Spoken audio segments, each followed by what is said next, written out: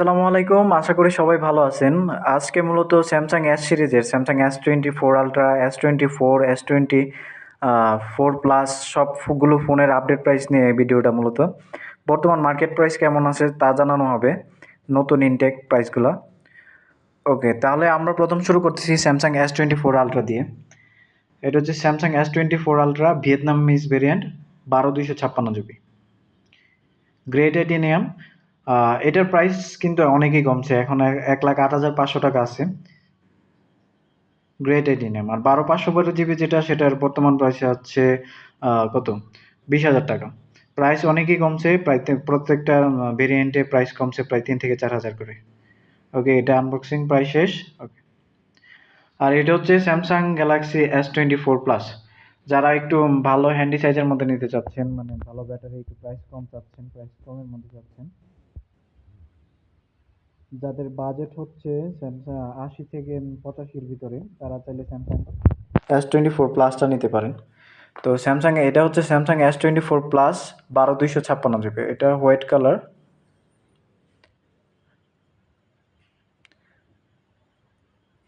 এই যে আনবক্সিং শেষ।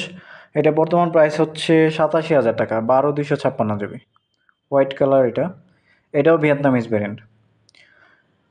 এছাড়া যারা স্যামসাং S24 নিতে চাচ্ছেন, বাজেট আরও কম, মানে 60 থেকে 70 হাজারের ভিতরে, সেক্ষেত্রে স্যামসাং S24টা দেখতে পারেন। স্যামসাং S24 এটা হচ্ছে মালয়েশিয়ান ভেরিয়েন্ট।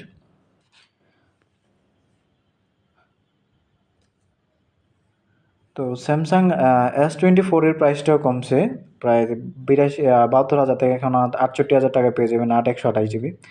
আর এটা হচ্ছে সিঙ্গেল সিম, স্টিকার ভালো করে উঠে নাই, স্টিকারটা তুলুন।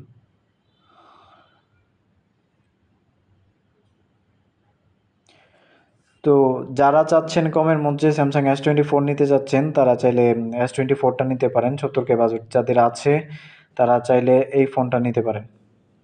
তো অবশেষে আনবক্সিং হলো, ব্ল্যাক কালার।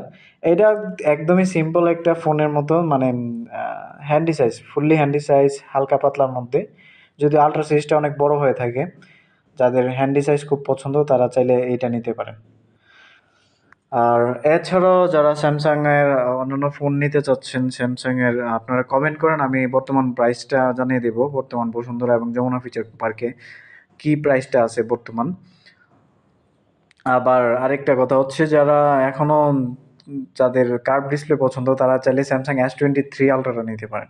স্যামসাং S23 আলট্রাটা কিন্তু এখন খুবই কম, খুবই রিজনেবল প্রাইসে পাওয়া যাচ্ছে। 12256 জিবিটা মাত্র 90,000 টাকা। মানে এটা একটা ভালো সুসংবাদ আমাদের জন্য, যারা কম বাজেটের মধ্যে একটা ভালো কার্ভ ডিসপ্লে, একদম ফ্ল্যাগশিপ ফোন চাচ্ছি। স্যামসাং S23টা দেখতে পারেন, S23 আলট্রাটা। তো 90,000 টাকার মতো পড়বে। আর যদি যাদের বাজেট আরও কম, তারা চাইলে কিছুদিন ইউজ যেগুলো আছে এগুলো নিতে পারবেন, 75 থেকে 80 হাজার টাকার ভিতরে, মানে 12512 জিবিটা পেয়ে যাবেন। তো এর পরবর্তীতে স্যামসাং S23 প্লাস যারা নিতে যাচ্ছেন, ইনটেক নিউ, তো সেক্ষেত্রে প্রাইস পড়বে 70 থেকে 72 হাজার টাকা। 70 থেকে 72 হাজার টাকায় স্যামসাং S23 প্লাসটা নিতে পারবেন, 8/256 জিবি, যেটা 1 physical SIM and 1 E SIM use করতে পারবেন।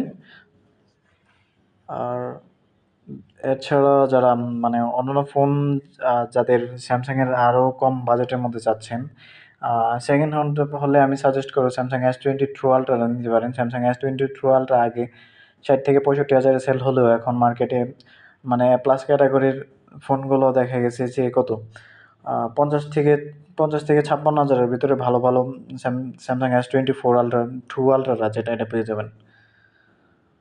এছাড়াও যাদের বাজেট আরও কম, বাজেট আমরা আস্তে আস্তে নিচে নেমে আসতেছি, বাজেট যাদের কম, তারা চাইলে স্যামসাং এ সিরিজে মুভ করতে পারেন। যাদের বাজেট 50-40-এর ভিতরে, স্যামসাং এ সিরিজের একটা ফোন আছে, হচ্ছে স্যামসাং A55। স্যামসাংয়ের এই ফোনটা এতটা হাইপ এখন বর্তমান মার্কেটে, মিড বাজেটের মধ্যে, বলাই বাহুল্য। মানে এই বাজেটের মধ্যে ওরাই বেস্ট, মানে A55টাই বেস্ট।